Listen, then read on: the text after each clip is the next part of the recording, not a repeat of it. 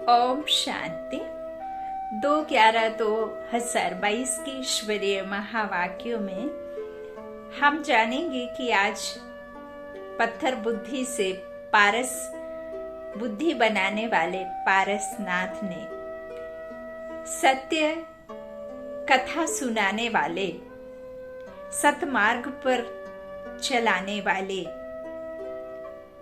नर से नारायण, नारी से लक्ष्मी और मनुष्य से देवता बनाने वाले बेहद के बाप ने मुरली के मधुर महावाक्यों में हम बच्चों से क्या कहा और कौन सी भटकाव से हमें सही मार्ग दिखाया, आज की मुरली का सार है।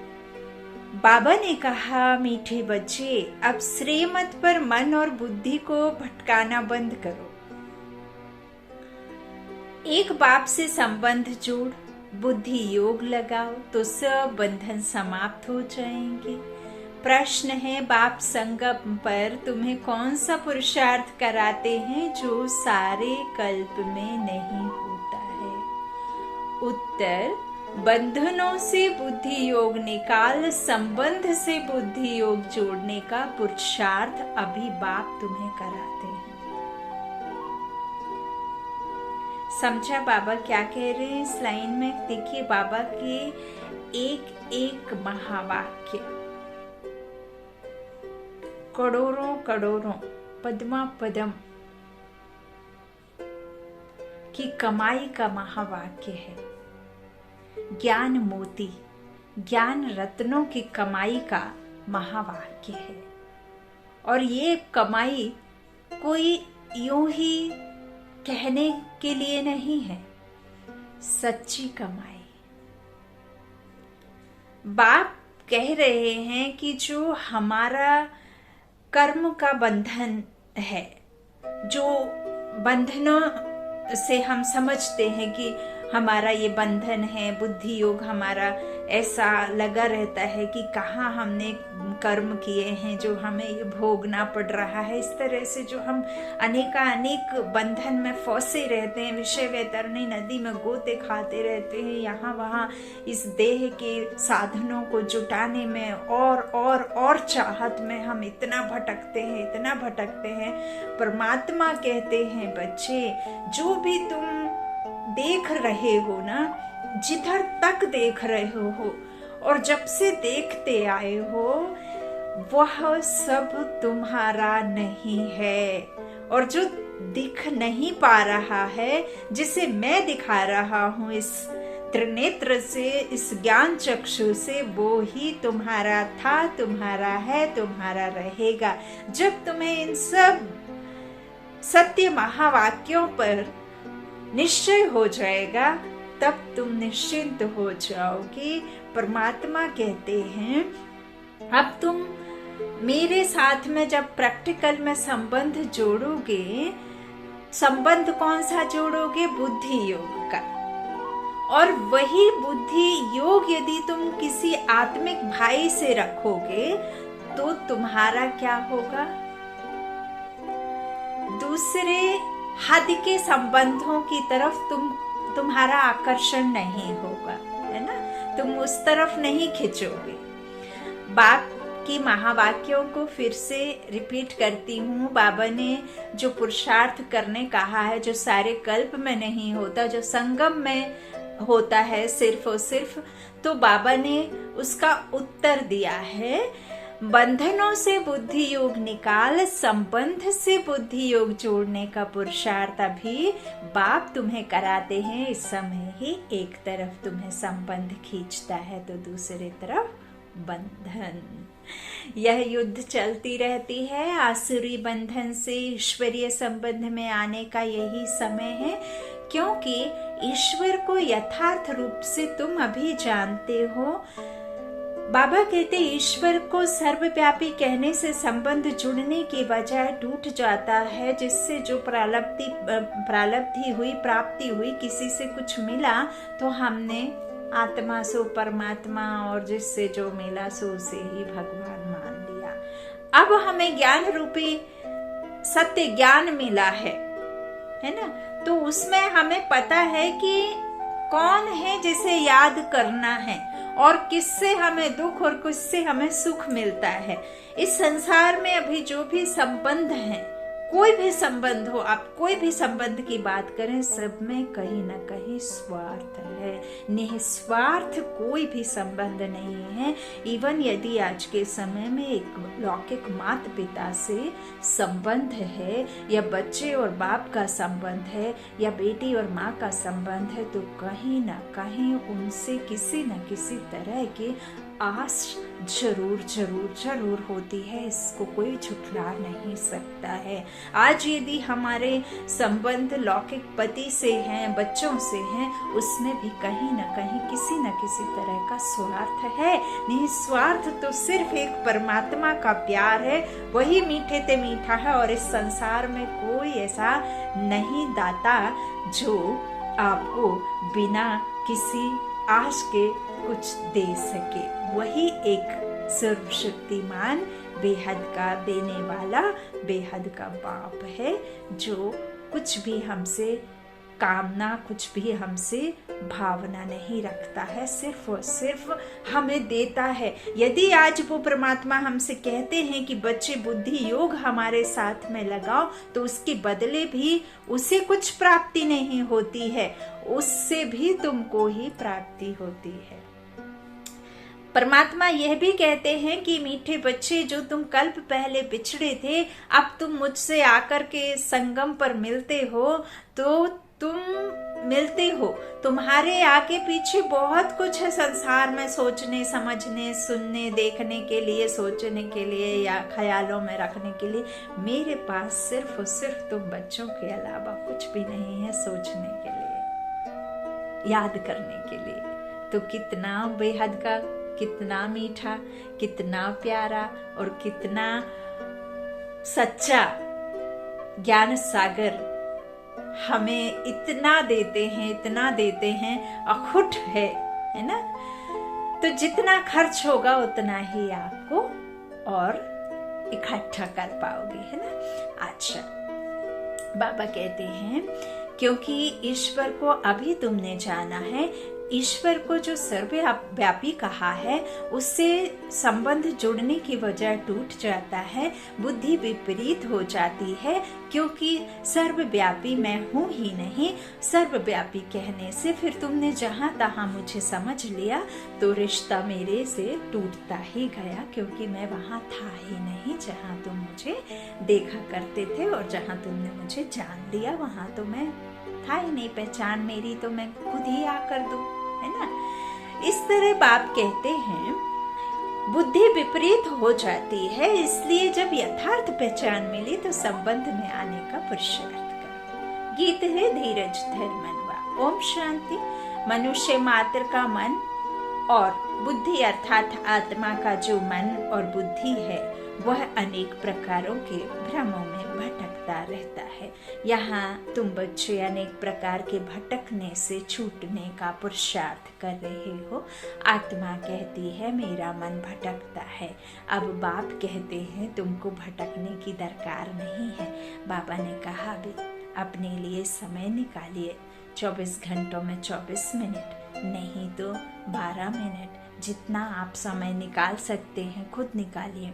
24 घंटों में 3 मिनट खुद से बातें करिए, मन से बातें करिए। मन से कहिए, हे मन, तू अभी तक भटकता ही तो रहा है, तुझे क्या मिला?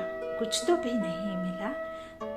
अब जा, अपने उस अशरीरी बेहद के बाप के पास मन को ले जा, और वहां से अच्छी अच्छी प्यारी प्यारी मीठी मीठी बातें करके, उनसे अपना सब कुछ बता करके वहां से हर बात का जवाब लेकर आ।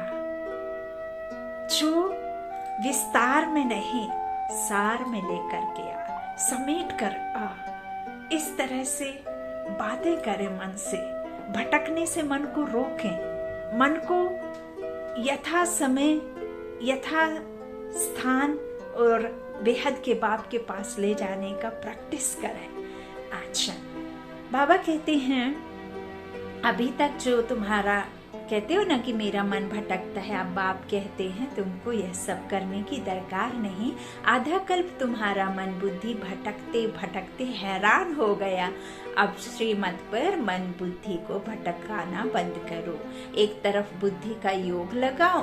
देह अभिमान में आकर बहुत भटके हो। अनेक प्रकार के मित्र संबंधियों आदि का बंधन रहता है। बाप कहते हैं उन सबको छोड़ो, एक के साथ संबंध जोड़ो। कहते हैं हमारा मन बहुत भटकता है, एक के संबंध में जुट नहीं सकता। हम चाहते भी हैं ऐसे मीठे मीठे बेहद का सुख देने वाले बाप के साथ योग पक्का रखें, कहाँ भी बुद्धि भटके नहीं।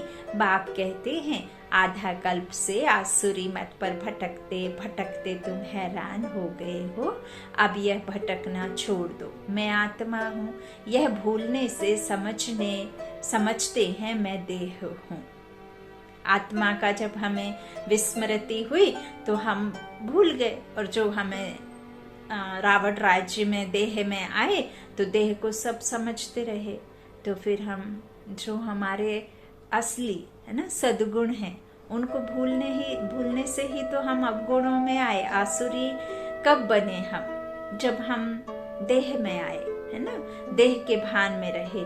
जब हम आत्मा को भूले तभी हम परमात्मा को भूले, है ना। और परमात्मा हमें अब आया है वही ज्ञान देने, तो देहों के साथ संबंध हो जाता है। बाबा ऐसे नहीं कहते हैं कि तोड़ दो, लेकिन तुम इस मृत्यु लोक के बंधन में रहते हुए ईश्वरीय संबंध को याद रखो। समझा बाबा क्या कह रहे हैं? बुद्धि से, है ना, जो बुद्धि तुम यहाँ वहाँ लगा कर रखते हो ना, उस बुद्धि को वहां से कनेक्ट रखो। बाबा कहते हैं इस तरह जो भी तुम है तो ईश्वरीय संबंध को याद करो। बाबा ऐसे नहीं कहते हैं ना कि सब कुछ छोड़ दो, लेकिन तुम इस मृत्यु लोक के बंधन में रहते हुए ईश्वरीय संबंध को याद करो। यह है बंधन, वह है संबंध। बंधन होता है दुख का, संबंध होता है सुख का। बंधन और संबंध दोनों अलग अलग हैं, है ना। संबंध में दुख नहीं होता, लेकिन बंधन में दुख होता है ना। बंधे हुए समझते हैं तो दुख होता है। बाबा कहते दोनों अलग अलग हैं। बंधन अक्षर पुरानी दुनिया से है, संबंध अक्षर नई दुनिया से लगता है। अब तुम नई दुनिया के मालिक बनने वाले हो तो नई दुनिया के साथ संबंध जोड़ो। यहाँ तो बंधन है, और बंधन कैसा है कि जो पूछता है ना कि कहो हाल कैसा है, जो हाल पूछने वाले हैं वही तुमको दुख देते हैं। वहां कोई दुख नहीं देता और ना कोई हाल पूछता कि कहो कैसे हो, क्योंकि वहां कोई बेहाल किसी का चाल बेचाल होती ही नहीं। सबकी चाल बिल्कुल बराबर अच्छी, बहुत अच्छी होती है, और कोई किसी को दुख नहीं देता तो कोई पूछता भी नहीं है कि कैसे हो। तो यहाँ तो है ही बंधन, और वो है संबंध। तो बाबा कहते हैं वहाँ आत्मिक संबंध रह करके पाठ बजाते हैं सुख की दुनिया में, है ना। तो यह बात बाबा हमें अंतर समझा रहे हैं, इसलिए बाबा कह रहे हैं कि संबंध जोड़ो, है ना। तो वह जो अक्षर है, बाबा कहते हैं बंधन वो पुरानी दुनिया का है और संबंध है नई दुनिया का। अब तुम नई दुनिया के मालिक बनने वाले हो तो नई दुनिया के साथ संबंध जोड़ो। इस बंधन में रहते हुए संबंध के लिए पुरुषार्थ करना है। संबंध किसके साथ रखना है? ऐसा तो कोई है नहीं जो कहे मन मना भव मध्या जी भव, और कहे कि बेहद के बाप से और बेहद सुख के वर्षे से संबंध रखो। बाप ही यह संबंध जुड़ाते हैं। जब तुम बंधन में हो तो तुमको पुरुषार्थ कराने वाला कोई मनुष्य नहीं है। एक ही बाप है जो बंधन से छुड़ाकर संबंध में ले जाते हैं। बंधन है मायावी राज्य में, संबंध है राम राज्य में व ईश्वरी राज्य में। उनको ईश्वरी राज्य और इनको आसुरी राज्य कहा जाता है, क्योंकि सतयुग ईश्वर स्थापन करते हैं।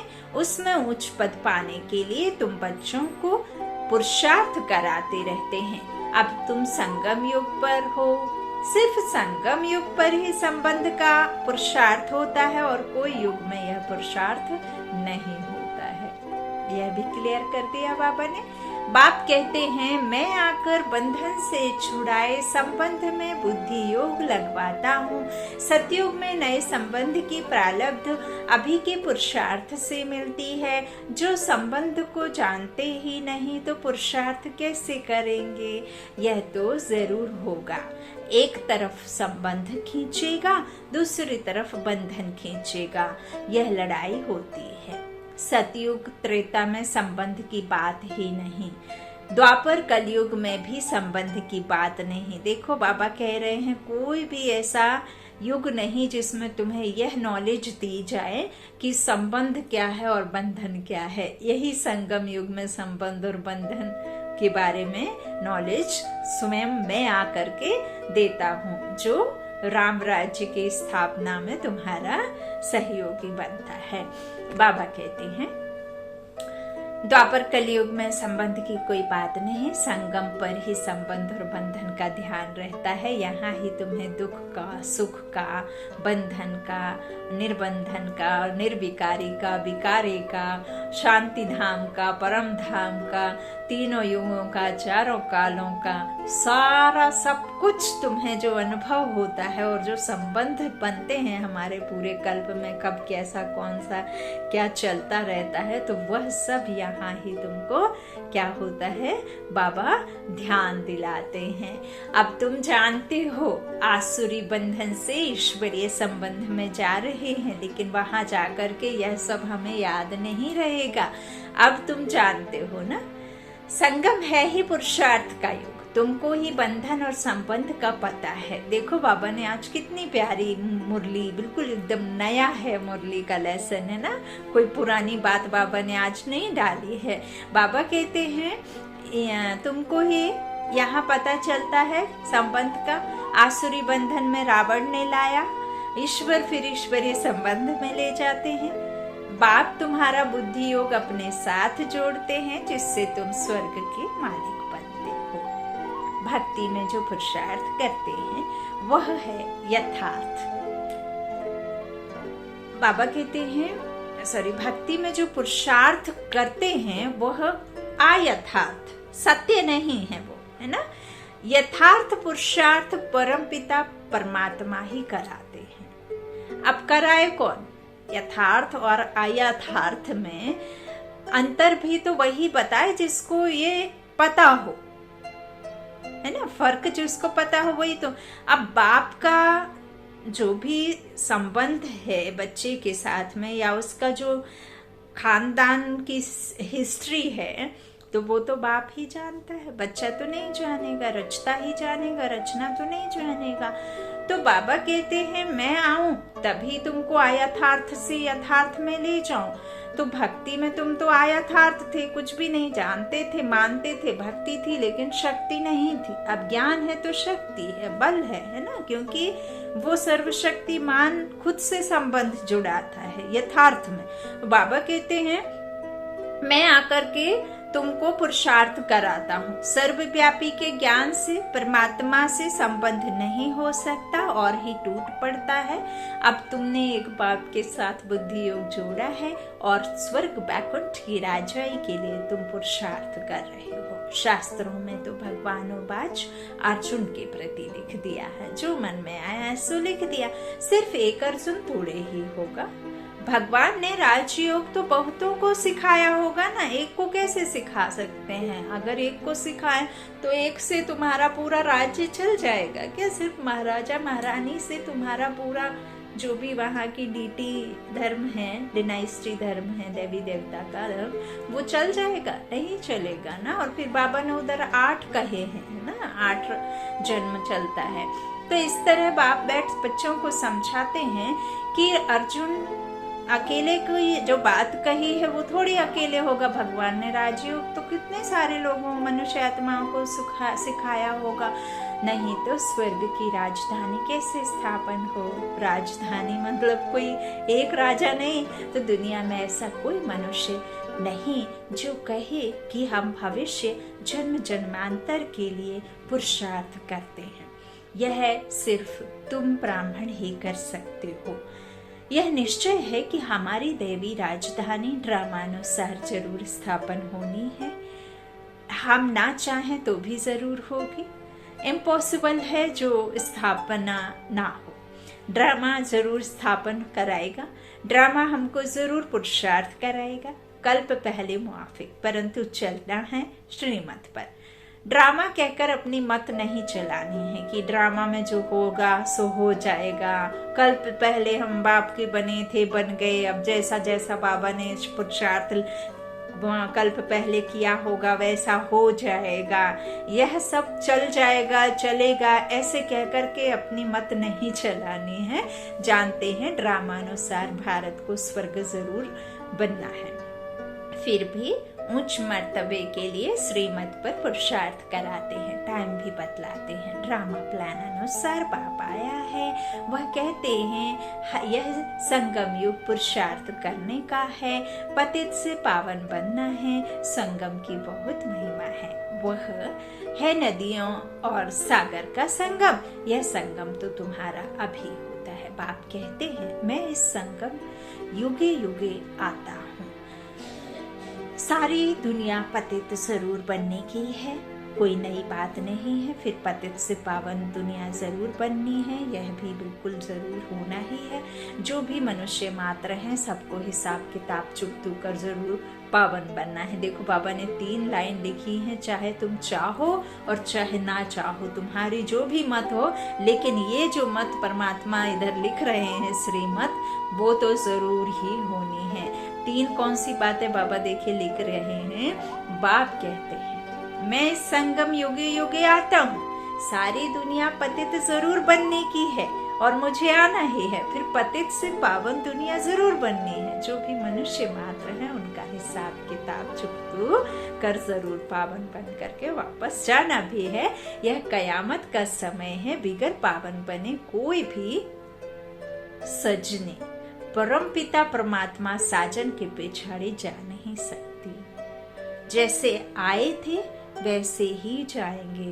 प्योर पवित्र आत्मा जैसे आई थी वैसे ही जाएगी। चाहे वो योग बल से अपने विकर्मों को और अपने पापों को विनाश करे या अपनी सजाओं को कम करे योग से, और चाहे वो सजा भोग करके करे, लेकिन उससे जरूर हिसाब भी चुकाना है और जरूर जाना भी है। ऐसे नहीं कि आपने कहा कि हम नहीं जाएंगे, हमें तो जाने का मन नहीं है, तो आप नहीं जाओगे। जाओगे, जरूर जाओगे, लेकिन पावन बन करके ही जाना है। ऐसे कोई परमात्मा साजन के पिछाड़ी जा नहीं सकती कोई भी आत्मा। तुमने देखा है मक्कड़ टिड़िया जब उड़ती हैं तो उनका एक लीडर होता है, उनके पीछे ही सारा झुंड उड़ता है। ऐसे भी है, यह भी ऐसे है। साजन आया है गुलगुल बनाने, तुम सभी पावन बन जाएंगे। फिर जब मैं जाऊंगा तो तुम सभी आत्माएं सजनियां ढेर के ढेर मेरे पिछाड़ी भागेंगे।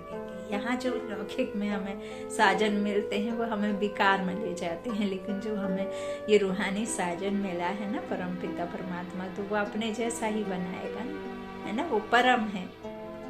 हम आत्माएं यहाँ आते हैं जन्म मरण में, तो हम आत्माएं जैसी आई थी वैसा बनाकर ले जाएगा, है ना। तो इस तरह से फिर आत्माएं सजनियां ढेर के ढेर मेरे पिछाड़ी भागेंगी। तुम सजनियां भी जानती हो कि हम यह शरीर छोड़कर भागेंगे साजन के पिछाड़ी। आप सभी जानते हैं, हर किसी को यह सत्य हमेशा एक्सेप्ट करते रहना चाहिए और हमेशा मन में रखना चाहिए कि आए हैं तो जाना जरूर है। यहाँ रहने का किसी को है ही नहीं, चाहे वो कितना भी सुंदर शरीर लेकर के यहाँ रह रहा हो, ऐसा नहीं है कि वो शरीर छूटेगा नहीं, जरूर छूटेगा। अगर इस बात से डरेंगे तो फिर आप अच्छे से जा नहीं पाएंगे खुशी से। तो यही बात बाबा कहते हैं, ये जो मिला है ना तुमको, तो वो यहाँ से ही मिला है, इसलिए ये यहाँ ही रह जाना है। तो यह सच को जितने जल्दी आप अपने में धारणा में ले आए, एक्सेप्ट कर लें, उतना ही आप खुश रहेंगे। और अब तो सबका कयामत का समय है। बाबा कहते हैं ऐसा कोई नहीं है जो यहाँ रह जाएगा। और आप यह भी जानते हैं, जब ये आत्मा इस शरीर को छोड़ देती है, देह का अंत होता है ना।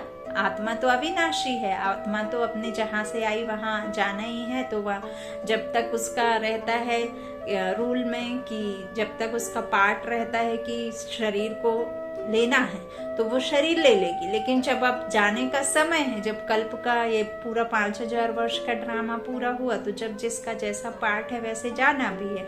तो बाबा कहते हैं कि देखो किसको रख भी नहीं सकते, है ना। छोटा शरीर, चाहे आप उस मनुष्य आत्मा के बिना एक सेकंड भी रहने का आप कल्पना भी ना करें, लेकिन यदि उसका शरीर छूट गया, आत्मा ने छोड़ दिया, तो उसे आपको क्या करना होता है, पंच तत्व में मिलाना ही होता है। आप ना चाहें तो भी रख नहीं सकते। तो यही बाबा कहते हैं, जो माने या ना माने, आपको शरीर छोड़कर भागेंगे साजन के पिछाड़ी। भगवान एक है, भक्तियां हैं अनेक। भक्तियां आत्मा को कहा है, भगवान परमात्मा को कहा है। तो भक्तियां अनेक, कोई किसको मानते, कोई किसको मानते। कोई कहते हैं संसार बना ही नहीं है, जिसने जो कहा सो मान लिया। अपनी मत अथवा मनुष्य मत को भ्रम कहा जाता है। बाप आकर सभी भ्रमों से छुड़ा देते हैं। यह है ही दुख धाम।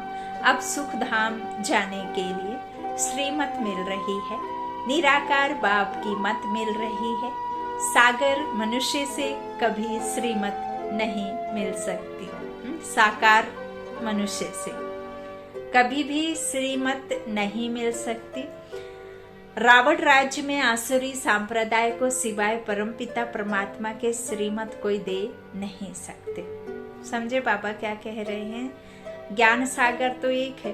अब यहाँ साकार में जो मनुष्य आते हैं ना, उनका तो ड्रामा ही ऐसा है कि जो आया है, जिसने एक शरीर पहना है, चाहे वो देवी देवता जो आदि में ड्रामा के लिए आते हैं, उन्हें भी नीचे उतरना ही है। अब वो जो नीचे उतरेंगे, जो दुर्गति में जाएंगे, वो दुर्गति में जाने वाला आपको सदगति कैसे दिला सकता है, जो कभी दुर्गति में गया ही नहीं, जो यहाँ जन्म मरण में आया ही नहीं, वही तो आपको सदगति दिलाएगा। वही जो कभी किसी को दुख देता ही नहीं, वही तो आपको सुखी बनाएगा, है ना। वही सुख का सागर है, वही ज्ञान का सागर है।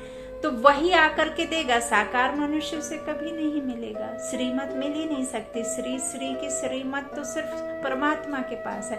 तो रावण राज्य में बाबा कहते हैं आसुरी संप्रदाय को सिवाय परमपिता परमात्मा के कोई भी मत दे ना सके, और जिससे वह श्रेष्ठ बने। दिन प्रतिदिन मनुष्य और ही भ्रष्ट होते जाते हैं। उन सब की उतरती कला है, तुम्हारी अब चढ़ती कला है। तुम ब्राह्मण से देवता बनती हो, फिर उतरती कला शुरू होती है। देवता से क्षत्रिय, वैश्य, शूद्र बनेंगे। अब चढ़ती कला है। चढ़ती कला तेरे भाने सर्व का भला है ना। तो सब मुक्ति धाम में चले जाएंगे और तुम जीवन मुक्ति में चले जाएंगे। जीवन मुक्ति सतयुग को कहते हैं। जीवन तो रहेगा, लेकिन हम बंधन में नहीं रहेंगे, सुख की दुनिया रहेगी। भारत कभी खाली नहीं होता। स्वर्ग जब होता है तब और खंड नहीं रहता। इस्लामी, बौद्ध आदि तो बाद में आते हैं। उनके पहले चंद्रवंशी राम राज्य था। किसके पहले? किसके पहले? इस्लामी, बौद्ध आदि के पहले। और चंद्रवंशी के पहले कौन सा था? सूर्यवंशी, है ना। तो इस तरह से बाबा कहते हैं क्राइस्ट नहीं था तो बौद्धि थे, बौद्धि नहीं थे तो इस्लामी थे, इस्लामी नहीं थे तो राम राज्य था। समझा बाबा क्या कह रहे हैं? क्राइस्ट नहीं था, उसके पहले बौद्धि थे। बौद्धि जब नहीं थे तो उसके पहले इस्लामी थे, और जब इस्लामी नहीं थे तो उसके पहले राम राज्य था, और राम राज्य जब नहीं था तो उनके पहले सूर्यवंशी थे। कितना प्यारा बाबा ने लिखा है। अब सूर्यवंशी, चंद्रवंशी दोनों घराने नहीं हैं। बाप आकर 3 धर्म स्थापन करते हैं। तुम ब्रह्मा मुख वंशावली सच्चे ब्राह्मण देवता बनने के लिए पुरुषार्थ कर रहे हो। शूद्र पुरुषार्थ नहीं करते। ब्राह्मणों को ही ब्रह्मा द्वारा श्रीमत मिलती है, जिससे तुम श्रेष्ठ देवता बनते हो। बाकी थोड़ा समय है, विनाश आया ही आया। हालतें बिगड़ती रहती हैं, बिगड़ने में टाइम नहीं लगता। सेकंड्स में बिगड़ता है। अगर एक ने बॉम्ब चलाया तो दूसरे भी चलाने लग पड़ते हैं ना। 9 सेकंड्स में कितने बड़े बड़े बिल्डिंग्स को धराशायी कर देते हैं। ऐसे बॉम्ब बने हैं ना। तो इस तरह बाबा कहते एक ने चलाया तो दूसरे भी चलाने लग पड़ते हैं। तुम सूक्ष्म वतन, मूल वतन, बैकुंठ देख कर आते हो। कौन से नेत्र से? बुद्धि के नेत्र से। ऐसे नहीं कि वहां चले जाते हैं शरीर के साथ, है ना। तो सूक्ष्म वतन किसे कहा है? देवता जो है ना, सूक्ष्म वतन ब्रह्मा विष्णु बाबा ने कहा है ना। तो ब्रह्मा तो यहाँ है, विष्णु तो पालना होती है। तो जो शंकर पुरी है ना, तो बाबा ने साक्षात्कार कराया है ना सूक्ष्म वतन का। तो सूक्ष्म वतन, मूल वतन जो शांति धाम कहा, और बैकुंठ जो सतयुग है। तो देख कर आते हो ना, साक्षात्कार होता है। कृष्णपुरी का भी साक्षात्कार होता है। ऐसे तो नहीं कि साक्षात्कार नहीं करेंगे तो हम वहाँ की बात यहाँ पे याद नहीं रहती है ना। तो साक्षात्कार होता है, बाकी वहाँ जा नहीं सकते। जाने का समय तो तब होगा जब शिव बाबा साथ में ले जाएंगे। बाकी साक्षात्कार होता है। अब तुम्हारा मुझ ईश्वर के साथ संबंध जुड़ा है। तुम्हारी रावण राज्य तरफ पीठ है, मुंह है राम राज्य तरफ। अभी तुम ब्राह्मण वर्ण में हो। वर्ण अविनाशी है। प्रजापिता ब्रह्मा के बच्चे, ब्राह्मण जरूर चाहिए। ब्राह्मणों को वर्षा दादे से मिलता है। स्वर्ग की स्थापना करने वाला, राजयोग सिखाने वाला शिव बाबा है। यह ईश्वरी वर्षा आधा कल्प चलता है, फिर मिलता है आसुरी वर्षा। चढ़ती कला 21 जन्मों के बाद पूरी होगी। फिर आसुरी राज्य शुरू होगा। असुर यह रावण है, और रावण 5 विकार हैं, और 10 शीश कहा है, 5 नारी के 5 नर के। परमपिता परमात्मा को कहा जाता है बिंदी मिसल।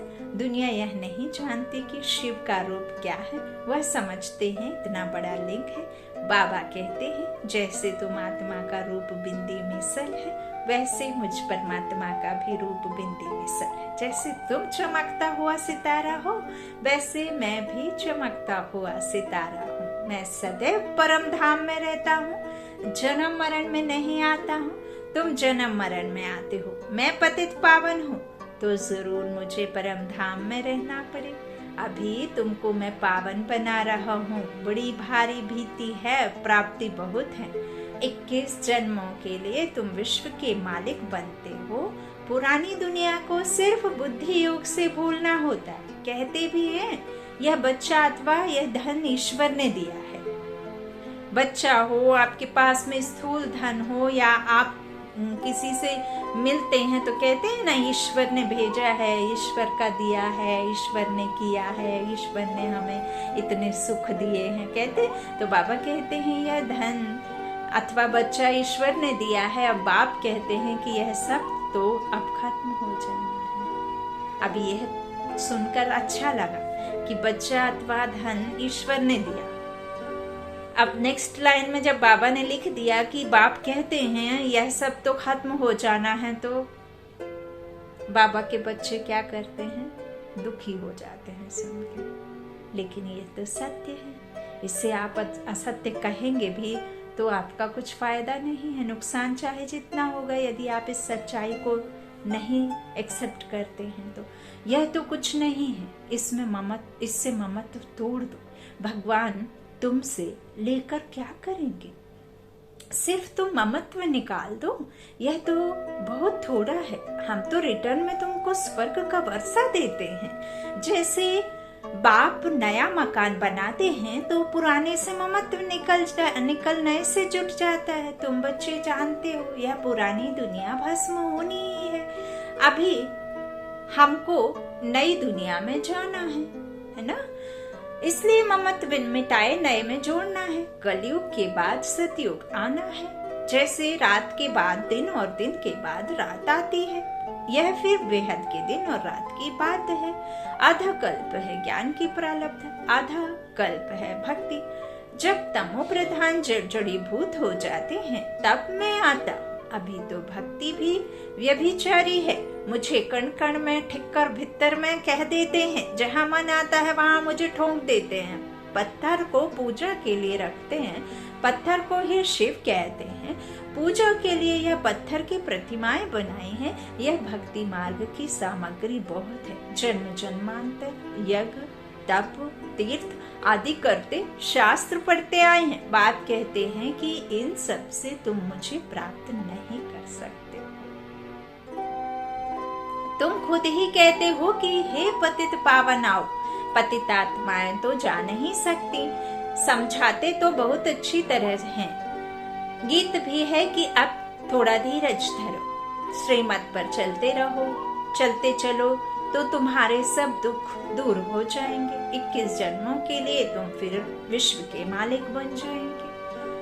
बाबा कहते हैं एक ही पारलौकिक बाप स्वर्ग का वर्षा देते हैं, वहां दुख की कोई बात नहीं। तुम 5000 वर्ष बाद बाप से वर्षा लेने आए हो। जो आकर थोड़ा बहुत सुनते हैं वह भी स्वर्ग में आएंगे, परंतु मुझ पद नहीं पा सकेंगे। जितना योग में रहेंगे उतना पवित्र होते जाएंगे और उच्च पद पाएंगे। शिव बाबा की याद में रहना है और सृष्टि चक्र को फिराना है, दूसरों को भी समझाना है। इससे बहुत ऊंच पद मिलेगा। बाप कहते हैं अजामिल जैसे पापियों का भी उद्धार हो जाता है। अच्छा मीठे मीठे सिकीला थे बच्चों प्रति माता पिता बाप दादा का याद प्यार और गुड मॉर्निंग। रूहानी बाप की रूहानी बच्चों को नमस्ते।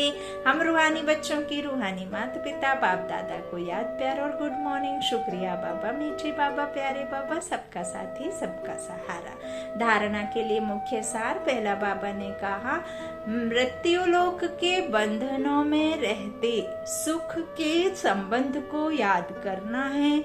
अपने को आत्मा समझ मन बुद्धि को भटकाने से छुड़ाना है। दूसरा, पुरानी दुनिया खत्म होनी है, इसलिए इससे ममत्व मिटा देना है। सब भ्रमों से बुद्धि योग निकालने के लिए श्रीमत पर चलना है। वरदानी बाप का वरदान है, किसी भी बात को फुल स्टॉप की बिंदी लगाकर समाप्त करने वाले सहज योगी भाव। सभी पॉइंट्स का सार है पॉइंट बनना। पॉइंट रूप में स्थित रहो तो क्वेश्चन मार्क की क्यों समाप्त हो जाएगी। डॉट किसे कहते हैं? जहां कोई क्वेश्चन ना हो, जहां कोई प्रश्न ना हो, हम वहां फुल स्टॉप अर्थात पूर्ण विराम रखते हैं, है ना। तो जब पूर्ण विराम रखते माना आप जो आत्मा है वो पॉइंट को जब अपने स्मृति में रखेंगे तो क्वेश्चन मार्क की को समाप्त हो जाएगी। जब किसी भी बात में क्वेश्चन आए तो बिंदी फुल स्टॉप लगा दो। फुल स्टॉप लगाने का सहज स्लोगन है, जो हुआ, जो हो रहा है, जो होगा वह अच्छा होगा, क्योंकि संगम युग है ही अच्छे से अच्छा। अच्छा कहने से अच्छा ही हो जाता है। इससे सहज योगी जीवन का अनुभव करते रहेंगे। कहते भी हैं अच्छा अच्छा अच्छा बोलो, मीठा बोलो, शुभ बोलो, क्योंकि ना जाने कब तुम्हारे मुख में सरस्वती आकर बैठ जाए। तो वो 24 घंटे में कभी भी बैठ सकती है। हो सकता है जब आपने गलत बोला, जब आपने अशुभ बोला तभी सरस्वती बैठ जाए तो अशुभ हो जाएगा। ऐसा हम सुनते आए हैं बचपन से। तो अब तो हमें सत्य पिता सत्य ज्ञान दे करके बता रहे हैं कि क्या अच्छा है क्या बुरा है। तो अभी जो संगम है वो अच्छे से अच्छा है, बेस्ट टाइम फॉर एवरीवन। सो संगम युग है ही अच्छे से अच्छा। अच्छा कहने से अच्छा ही हो जाता है। इससे सहज योगी जीवन का अनुभव करते रहेंगे। स्लोगन, स्नेह की सहज याद का साधन है स्नेह में समा जाना, अर्थात सहज योगी बनना। स्नेह की सहज याद का साधन है स्नेह में समा जाना, अर्थात सहज योगी बनना। अच्छा, ओम शांति। शुक्रिया बाप दादा, शुक्रिया आप सभी भाई बहनों के स्नेह का, प्यार का। Good night, Om Shanti. खुश रहिए, बाबा का साथ हमेशा अनुभव करते रहिए और हिम्मत बल बढ़ाते रहिए। अपने में बल भरेंगे तो बाबा की याद सदा रहेगी। ओम शांति।